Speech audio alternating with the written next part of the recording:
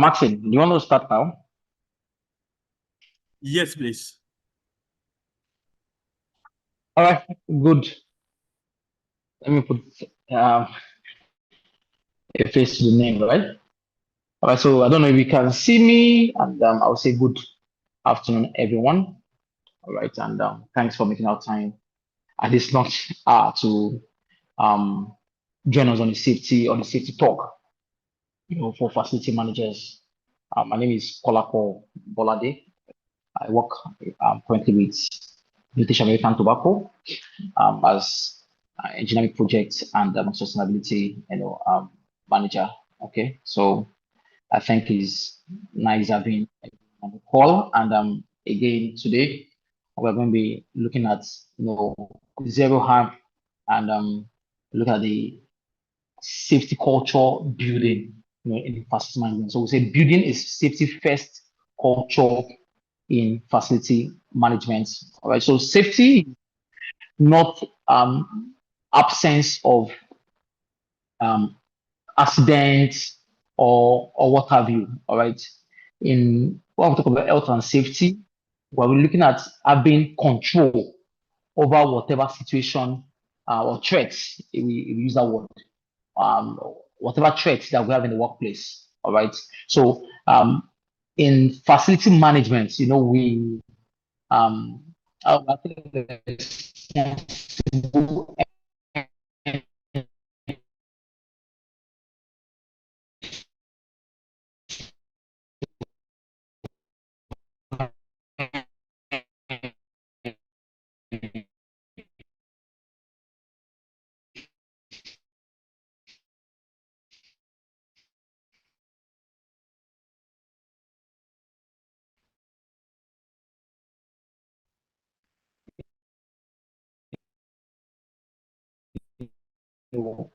to ensuring not just the safety of the people. So when offenses fall under our purview, then we need to ensure that people injury or death.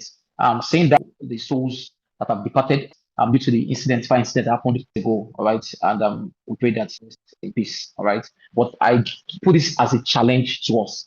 Should somebody go to work and then from there be taken to the mortuary? Should somebody go to work and from there be taken to an hospital? Should somebody go to work and lose his life? What is our role as facility managers, even within the built environment, within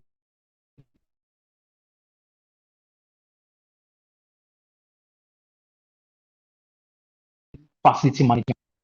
Are we not,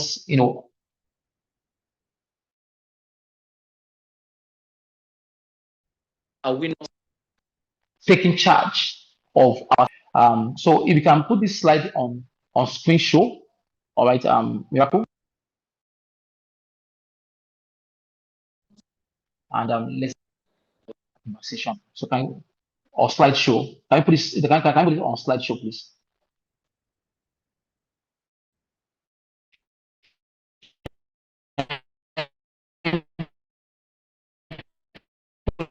This, can you put the screen on slideshow? So, like I said, we're talking of zero harm, and we're looking at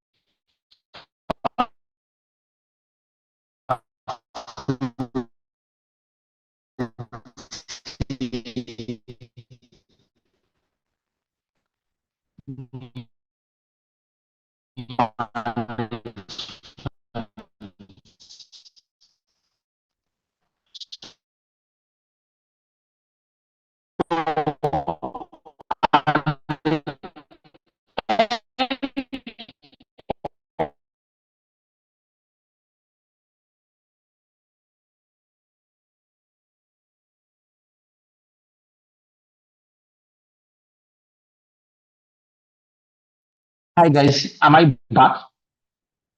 Can you hear me now? Yes, Yes, sir, yes. we can hear you. Apologies, there was a glitch on the network. All right, so I was saying that what are the, I know, how do we build a safety first mindset? How do we ensure that the tools, training techniques, and technology are right? How do we demonstrate felt, what we call the felt leadership, the real leadership beyond talks, and ensure that people understand what we're talking about in terms of safety in the workplace. And of course, how do we measure and sustain our progress? Then we can never do a wrap up.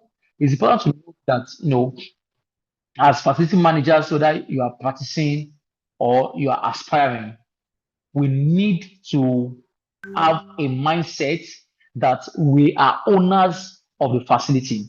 And this knowledge we're sharing today for free, all right, is because we want to create a better space, we want to create a better environment.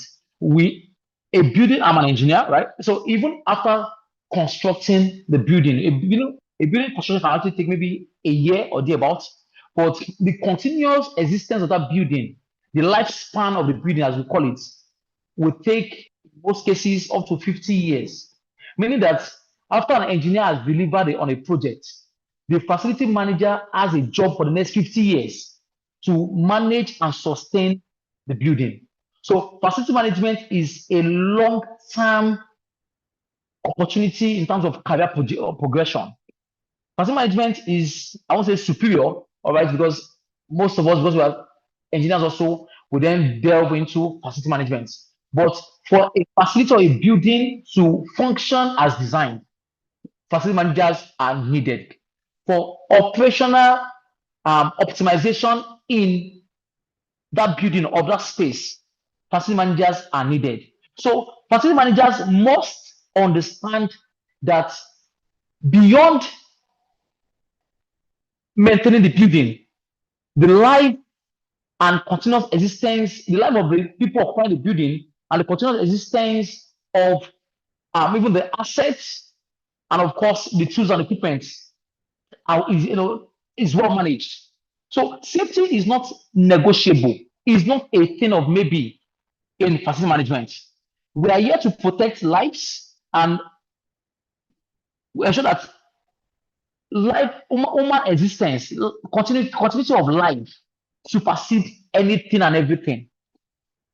So we should ensure that we inject safe, you know, practices. I mean, good safety practices, which will help us to reduce the risk by quickly identifying what can go wrong, what we call the hazard. So you need to identify what can go wrong within your premises.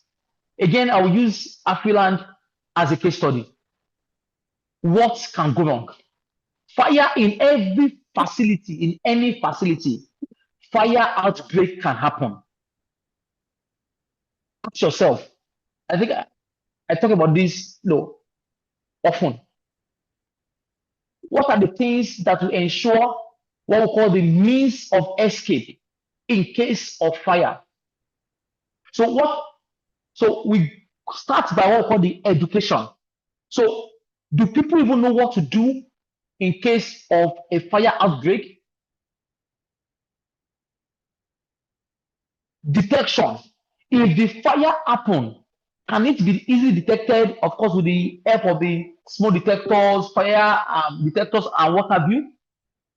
Suppression. Do we have automatic system in place, such as FM 200, Argonite, the CO2 that can discharge and extinguish the fire? Number 4, firefighting. Do we have the right gadgets, extinguishers, hydrants, and what have you, that we can use immediately, whether automatically or manual? Meaning that if it's a sprinkler system, then the water could be discharged automatically as soon as the temperature is reached, or we open the water lines, and of course, with the help of or the aid of the fire hydrant hoses, we can then, extinguish the fire. So we are asking ourselves, all right, that do we even know what can cause harm, what the hazard is in the workplace? Do we identify? Or do we have a system to pick that up? It is when you can identify what can go wrong, the hazards, that you can then evaluate or assess how likely and how seriously risk assessment. You identify the hazard, then you evaluate the likelihood and the severity, the probability and the seriousness. Can it happen? Yes. If it happens, how bad can it go? What are the controls we have in place to arrest it from getting worse, from going from bad to worse, or from worse to worst? What are the safety practices that we have to reduce risks in order to prevent, of course, accidents, which could be loss of life, which could be environmental damage, which could be loss of assets, which could be loss of reputation, which could be a security issue, the PS. And all this comes with its associated costs, liabilities, like in many cases, the sanctions. I'm not just talking about loss of revenue now. Finland is burnt, is closed. A lot of recommendations are out there, all right, already. A lot we're going to do to fix that from happening in other companies or towards in Lagos. But the question is, do we even know what can go wrong as facility managers? We need to ensure that the workplace can be continually put in operation that is stable, that is stabilized, reliable, and functional. We need to ensure that we know the applicable laws of the land, the permits that need to be obtained. You need to comply. Compliance is not just good for the business, it's good for even each and every one of us as individuals. A breach is a taboo. So when you know that we need to put something in place and we don't put that thing in place, all right, and we end up having a safety incident, then it could lead to loss of life. Then again, this mentality of zero accident is possible, zero harm can be achieved. It needs to be built across the organization. It needs to be strong, and for it to be strong, the message needs to come from the top.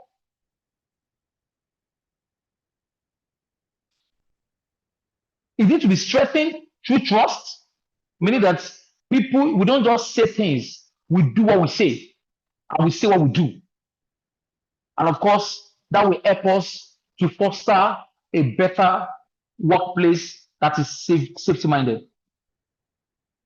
So making a business case for a safety-first culture, I mean, putting a justification to a safety-first culture. One assurance we give to everyone. So I'm a certified grade member of the IWFM, Ministry of Workplace and Facility Management, and it's very clear from our organization, right, that until the employee believes that safety is everything, then safety is nothing. Let me put it another way. Until we tell ourselves that we can come to work safely and go back safely, then it could not be done. It's whatever we can conceive, whatever the mind can conceive, that is what it can achieve. And not just conceive. At times, we say whatever you can even perceive. So you can conceive and perceive to make it to be achievable, in order to achieve. It is key that first thing first, people understand that the safety we're talking about is not because we don't want to lose the building premises. We also don't want to lose lives. We also want the continuity of the business. We also want the profitability of the business. Listen, we also want the prosperity of the people. What do I mean? We want the people to have continued income because the workplace still exists. For a big organization like for a big organization like FIRS, the Federal Land Revenue Service, and UBA that occupies that part of the occupants or tenants of the affluent tower.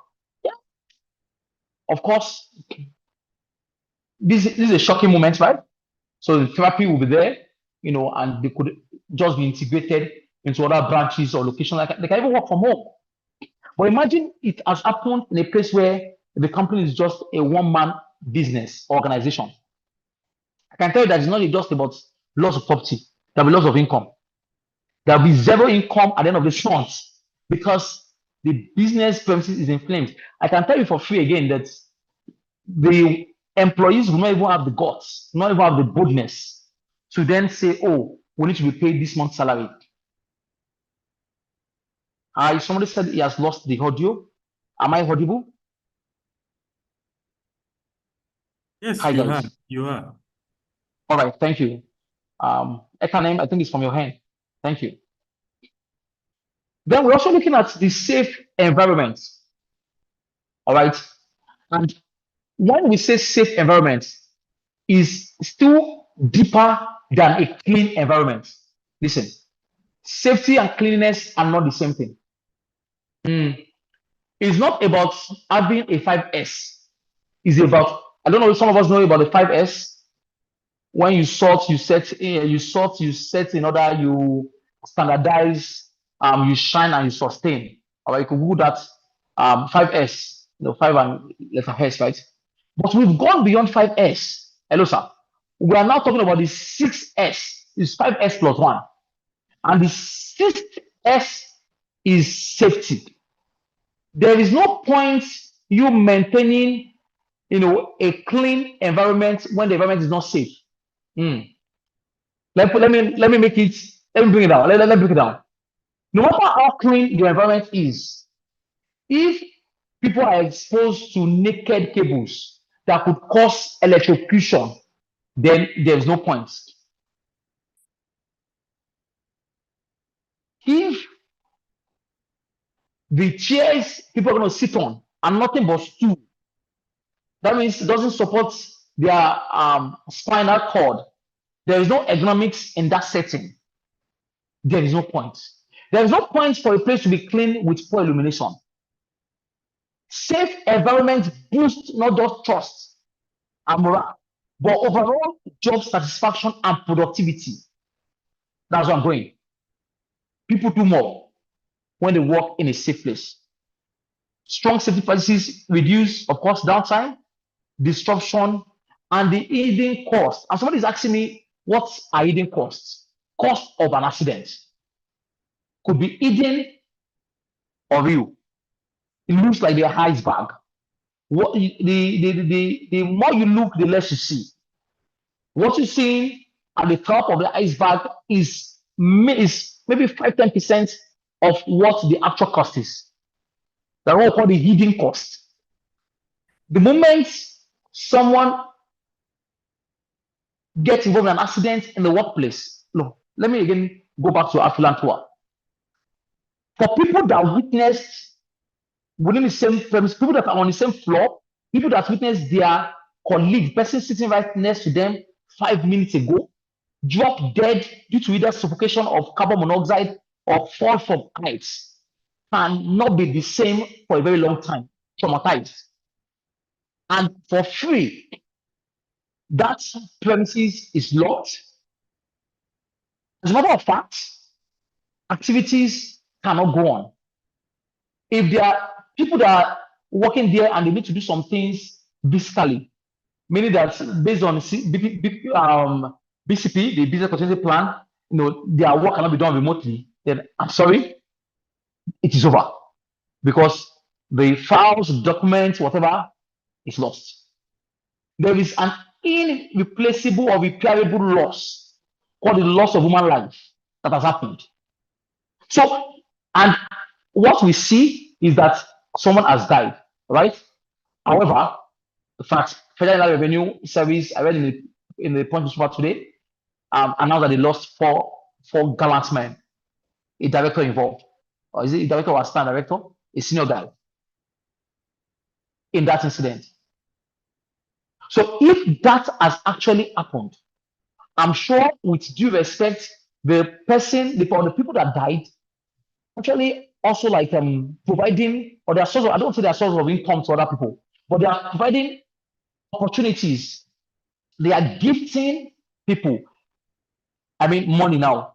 They have their own gifts and talents from God that they are using for the society. So if someone is a pianist and he plays in church, or the song leader and is no, that means that service is lost. That's an hidden cost. That service the person can no longer provide must be provided for. That means the person could have been a breadwinner, the kids are in school, all right, and now the kids might, just saying, be withdrawn from that school. The school might be changed, and that's again a loss of income to the school owners that have no business with the fire at bus streets. We can dissect and analyze what hidden cost is for an accident, and you realize that it is deeper than what you think. Even as simple as loss of tax income or revenue to the government. Because if the person is no more, his salary has been stopped, then tax is not paid to the government. Get it right. Prioritizing safety then protects your brand reputation and improve not just clients, stakeholders, investors' confidence in your organization. Also, it drives long-term efficiency, resilience, and sustainable growth. So there are a lot of reasons why we say that safety first culture in any organization, not just in the built environment, but because again, this a continuous professional development program or opportunity, for facility managers. That's why we are, keeping these to facility management. All right, but this is applicable everywhere and anywhere. Next slide, please.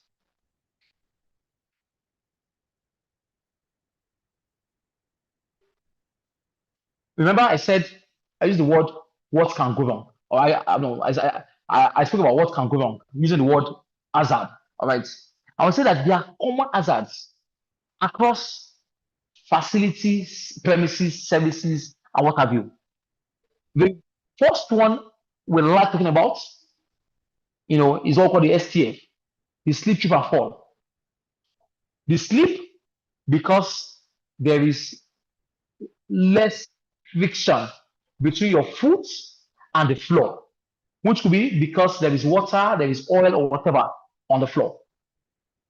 Or the coefficient of grip of your shoes or foot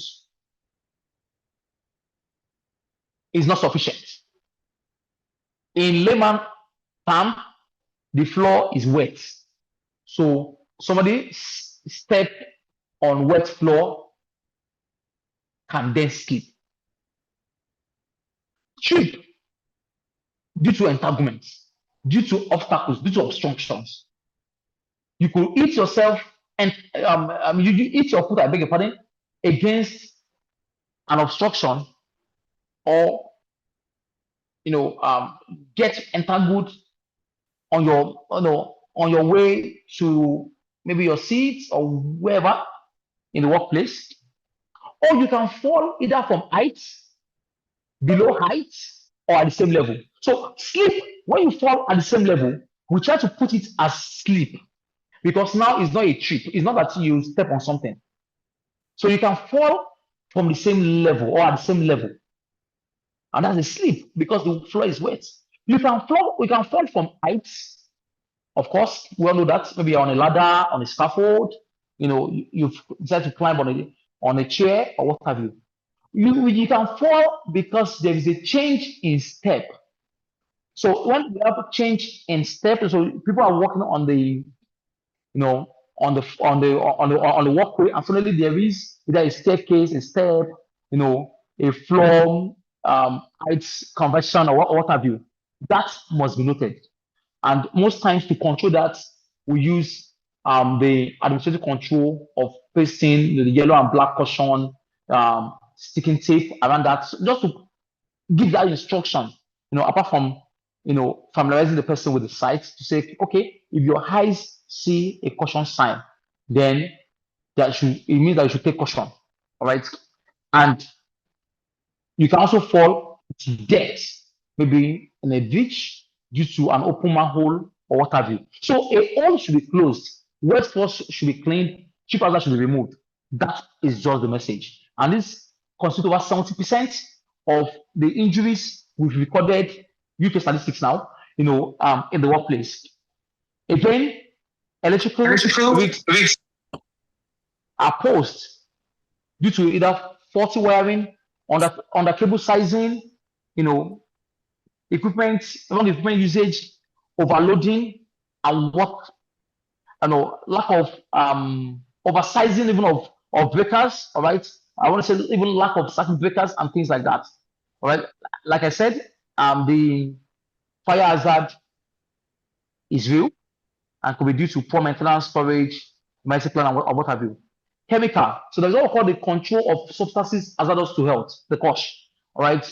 And in other cases, we even look at safe handling of chemicals, the shock. So whether it is COSHH, we call the COSH, and there's a COSH regulation, you can Google that, or you call it the shock, SHOC, the safe handling of chemicals. Please, in our workplaces, facility managers, I beg of you, everybody handling chemicals must be familiar with what is required or things that are required before they can safely handle those chemicals. Otherwise, again, we have accidents waiting to happen. All right, I think I was talking about ergonomics, Spain, looking at chairs and illumination and what have even ventilation in the workplace. Next slide, please. Let's move a bit faster. All right. So what do we need to do? We need to see to it. What does that mean? We need to address the hazards. How do we do this? We need to ask ourselves the right questions. We need to go into quantitative analysis. I mean, we need to put a number to the hazards in terms of likelihood and, of course, severity. All right. I'm a fan of another approach that looks at ease of detection. That if this hazard is likely to happen, if it is then likely to cause harm, maybe broken arm, a major accident, chemical, an acid splashing on someone, all right, could actually cause skin burns, right? So we look at, okay, how likely is it? If it happens, how seriously? By the risk assessment in the UK regulation, under the UK regulation, we look at how many people are involved, how many people are exposed. We look at what are the mitigations or mitigation measures that we already have in place. I said I'm a fan of ease of detection, right? Then we also ask ourselves, how easily can we detect this issue, this risk? Is it hidden? Is it obvious? Does it require experience? What do we need to do differently? So we're saying that risk assessment helps to identify potential hazards. And of course, what those hazards can result to the consequence before they cause harm. We then put in here this mitigation strategies to reduce the likelihood and the severity of the risks. So what are we talking about? Let me put a cap to this by saying that whatever I've been saying so far has limitation under process safety. So this is limited to occupational health and safety in the workplace. By the time we move into process safety management, the PSM is a different conversation altogether. By the time we move into oil and gas sector, especially maybe the upstream, the drilling and what have you, the way we assess, the way we discuss the likelihood and severity, the way we look at the hazard and effects management process, the HEMP, is totally different. So let's take this to a simple workplace, a facility. And I said that you need to see how do we reduce the likelihood and of course the severity. How? If you are an health and safety person on this call, Nebosh has helped us, but has been helping us since a long time. All right. So Nebosh has helped us to simplify the hierarchy of controls, of risk controls. There is what we call elimination. So this, I'm talking about the mitigation strategies now. Can we eliminate this hazard? If no, can we substitute the hazard by using another approach or another substance or another material? Substitution. If no, can we apply engineering controls either by guarding or by isolation? The G or high. So are we going to cage the hazard or are we going to separate the people from the hazard? Let me say it another way. Are we going to take the hazard away from the people or take the people away from the hazard through engineering control? If that cannot be fully done or cannot be done at all, can we then recruit the right people? So can we make it a square peg in a square hole? Can we recruit the right persons with the right skills, with the right capability, knowledge?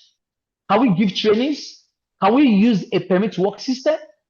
Can we use what we call the IITS, the instruction, information, training, and supervision? Can we ensure that we don't just leave people to do it, but we provide the right guidance on what to be done? Mitigation, very key. If this cannot be achieved fully, mind my word, fully, that means you need to do something about it through that administrative control. Then we ask ourselves, can we ask these people, these persons, to use the personal protective equipment, the PPEs? You know, in some cases, what you even need is a CPE, a collective protective equipment, such as a fire extinguisher. What are the mitigation measures that we are putting in place? Then, what are the emergency preparedness approach that or approaches that we are inculcating, we are imbibing to ensure that we can quickly respond and recover? I use the word recover here. That means there could be a glitch, but we're able to come back in no time.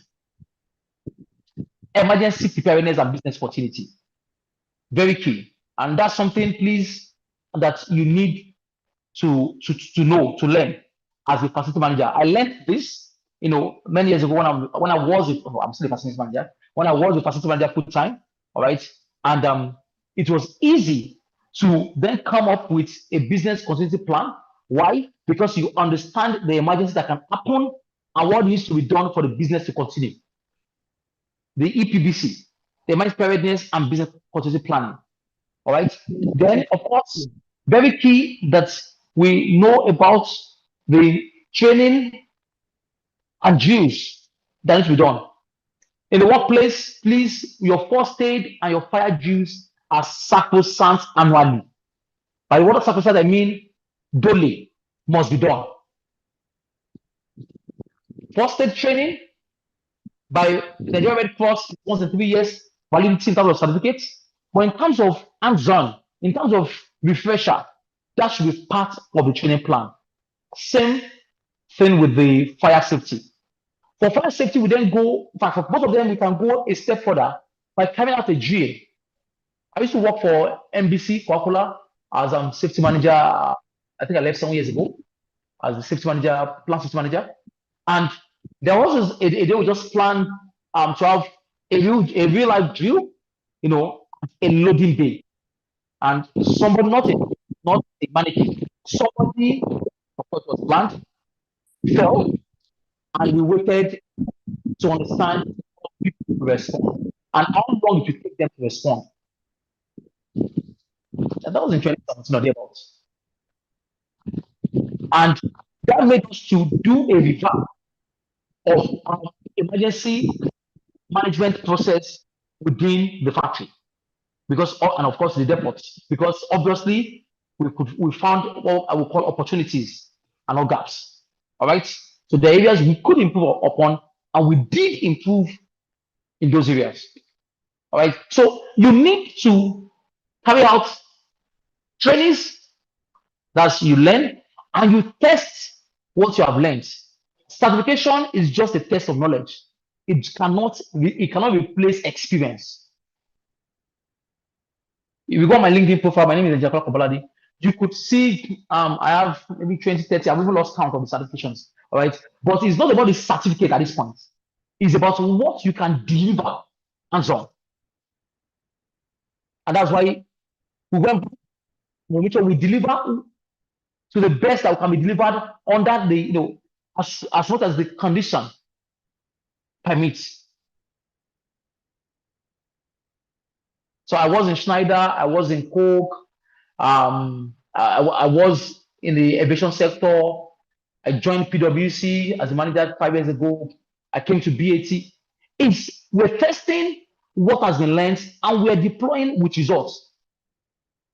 And FMs, that is what we need to do. So how do you ensure that people take responsibility and accountability at all levels?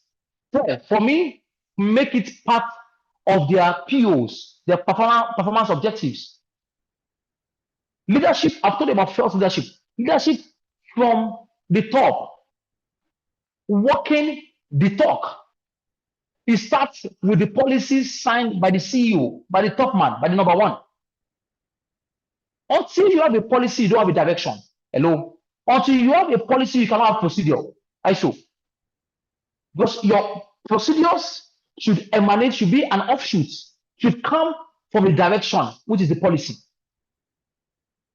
So leadership set the tone by prioritizing safety in every decision. And I think it said a step back by saying leadership set the tone by engraving a safety policy within the organization and prioritizing safety in every decision. If I walk in and I say it's going to take 5 hours, then it's going to take 5 hours. And nobody should tell me, oh, it should take 3 hours, and if it's not 3 hours, then you failed. No. Often safety takes number one spot. We rather deprioritize production and do it right than try to cut corners on a safety incident and stop the production. Let this get into your mind that managers, including managers now or leaders, is not just by title, it's by your ability to influence decisions to influence how people behave, to influence behavior. All right. You should ensure that your team follow procedures and go through safe behaviors. Employees should take ownership, and every one of us should take ownership, because our safety is in our hands. It's not in the hands of either the facility manager or safety manager. Where there is an issue, an hazard, a fear, a risk, please don't hold back. Speak up, because that's the right thing to do. And remember that iron sharpens iron. So shared responsibility, builds a culture where safety then becomes everyone's responsibility. Next slide, please. We have just 15 minutes more. So via training, awareness, information, instruction, safety protocols are being followed.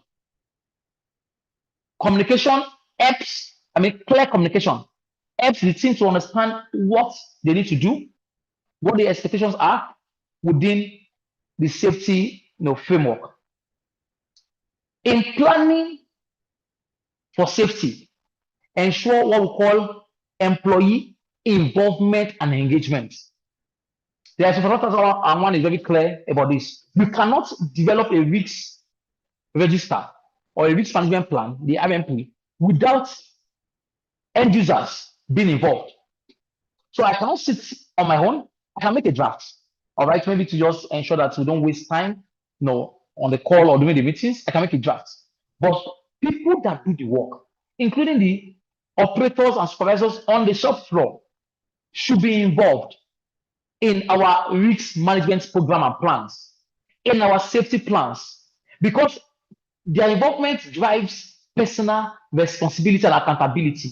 Because you did it together with them, then they take ownership, they own it, they see it as part of what they have achieved.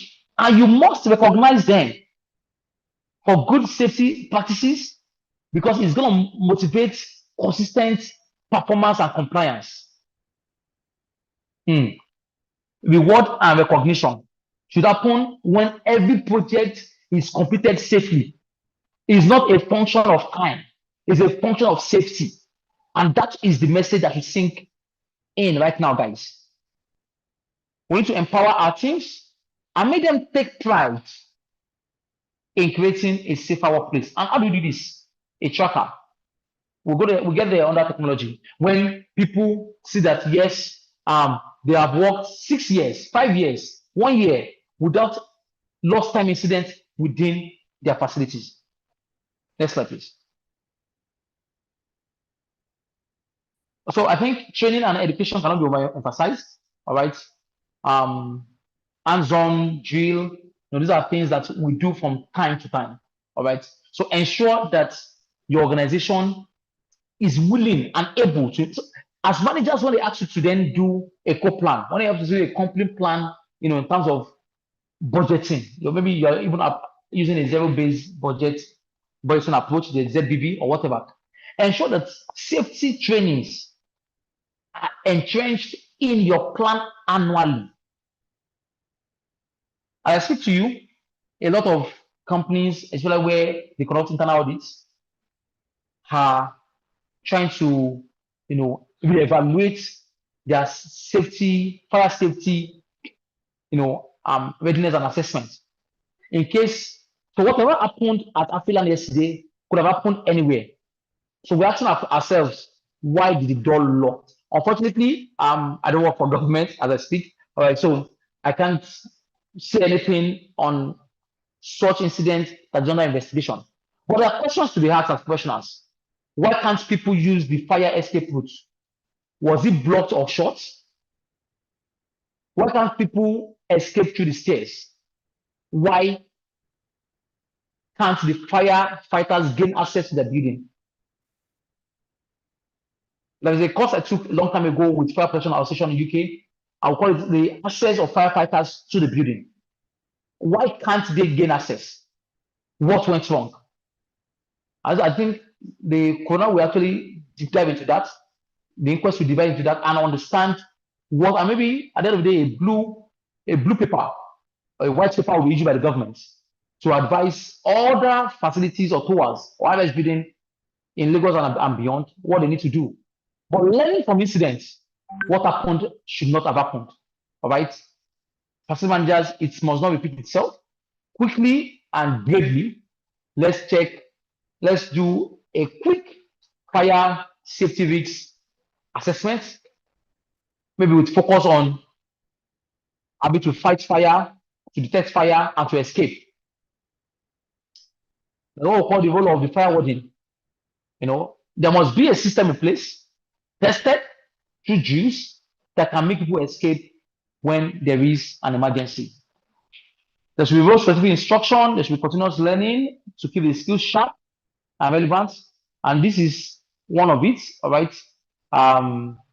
Again, we want to see if maybe certificates can be issued to everyone free of charge.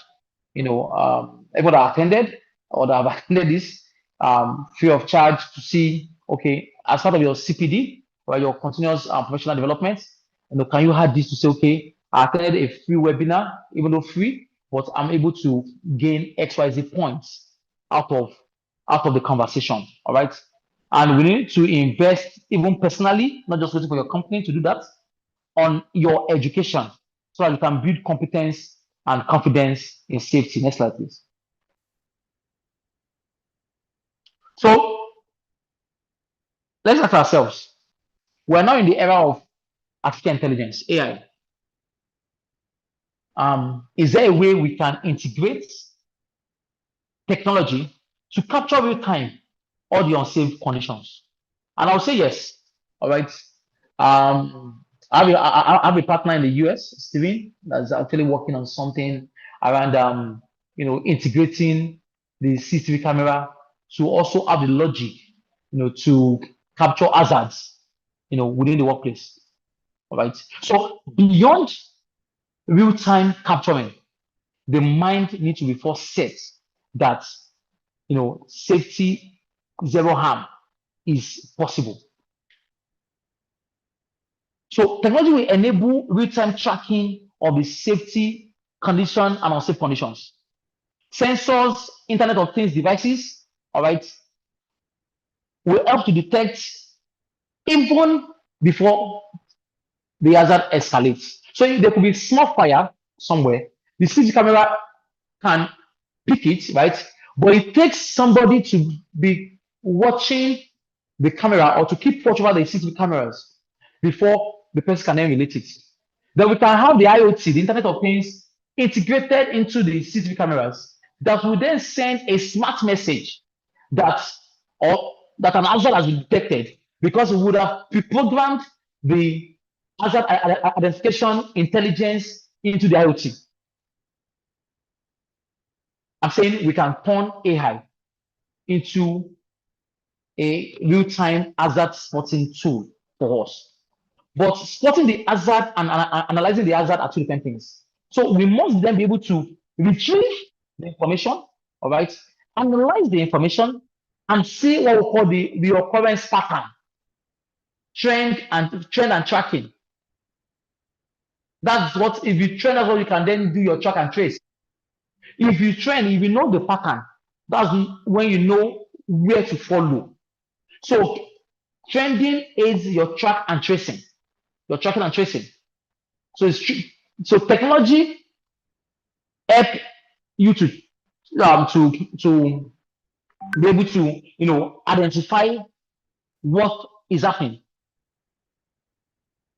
So with technology, you not only be able to track and trace, but you even know where things have happened. You trend, so it's 40s. Technology help you to trend, to track, and to trace.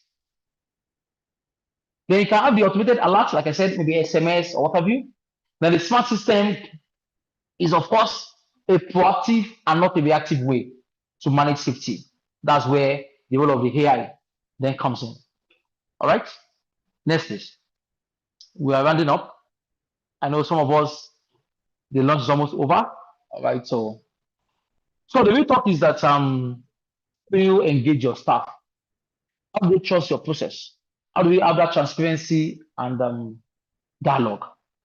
First thing we encourage in health and safety and even in sustainability is the open conversation, the OC. The conversation should be two-way. You're not dishing out just instructions. We are actually exchanging ideas. All right. So open conversation build trust between management and staff, between bosses and their subordinates, between leaders and their followers. Transparency ensures employees understand the risks and they take ownership and what we call responsibility. The dialogue empowers the team to voice concern without fear of reprisal, without fear of favor, without feeling intimidated. Honest conversation drives stronger safety ownership. Engagement through real talk then foster a culture that we want to see, and that's the culture of shared safety responsibility for zero harm. Next slide, please.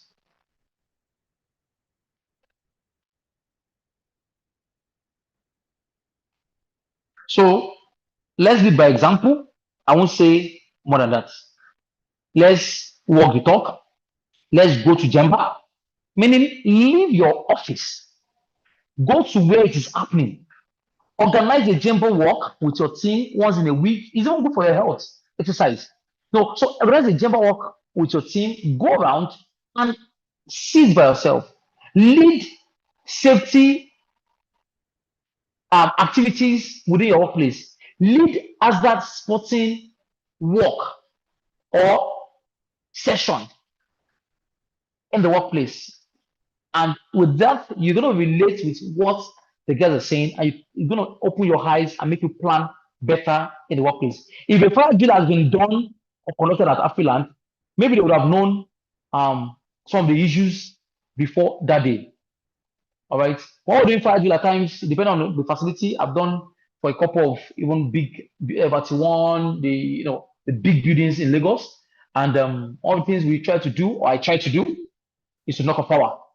All right. And I say knock off power because if there is a fire incident, one of the first things we do is to turn off power. If we turn off the power, can people still escape?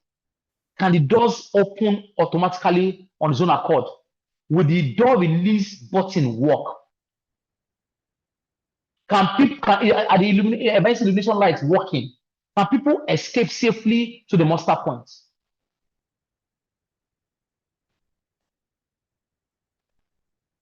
Okay. So your safety KPIs and performance tracking, yes, this should be tracked, and you can just check on Google and download, safety KPIs for facility managers.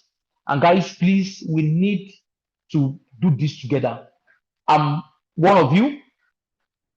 I'm a facility manager, right? I'm one of you. So we need to ensure that we create a safe workplace for every employer and employees. They are all looking forward to going home safely. So when the onus is on us, the burden is on us to create a safe place and make it happen real time. Okay? Remember, the KPI should be data driven, should be proactive and not reactive. Next slide, please.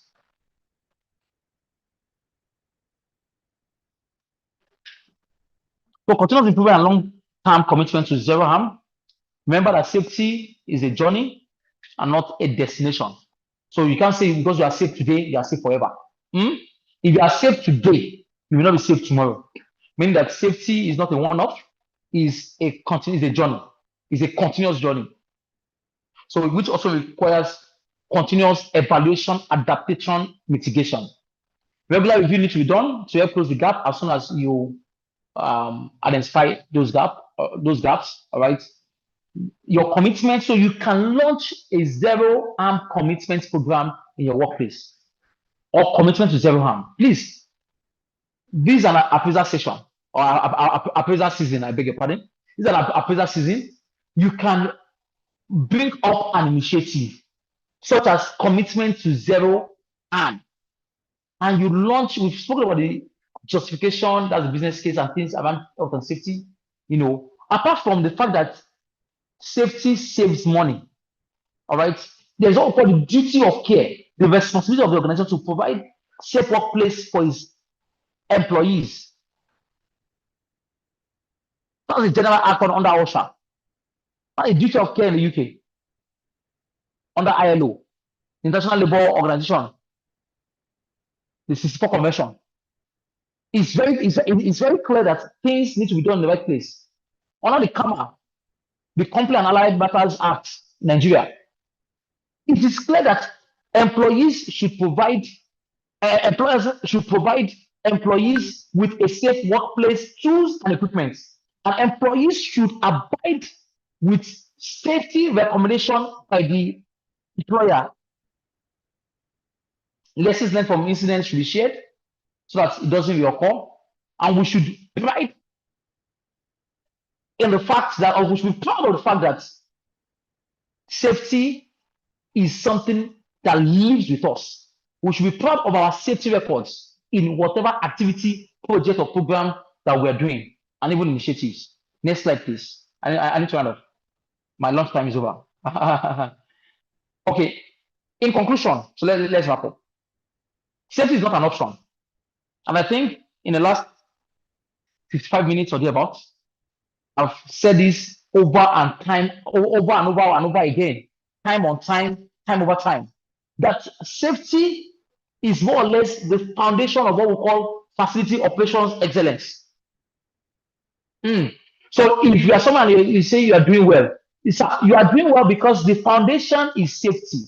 The foundation is strong. The foundation is about people having the confidence, capability, they are they are so sure that when they come to work, they will go back safely.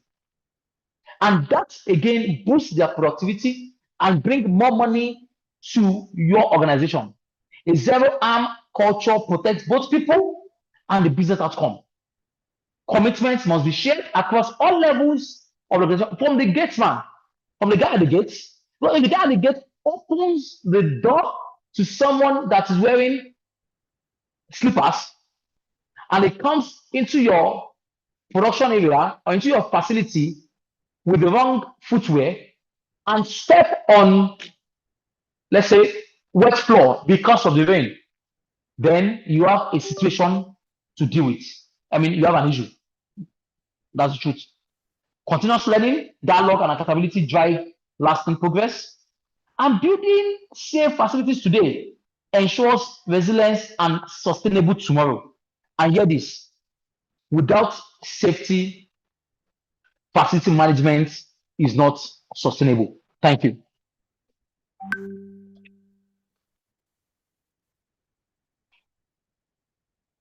I don't know if you have questions.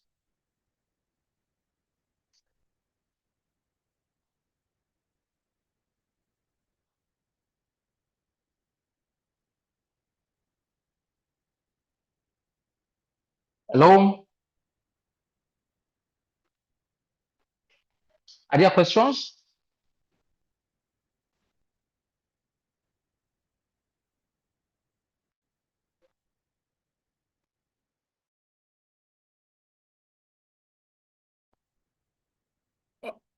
Personally, I don't have any question. All the meeting, everything you've said so far happens to be very helpful. Thank you. Oh, sure.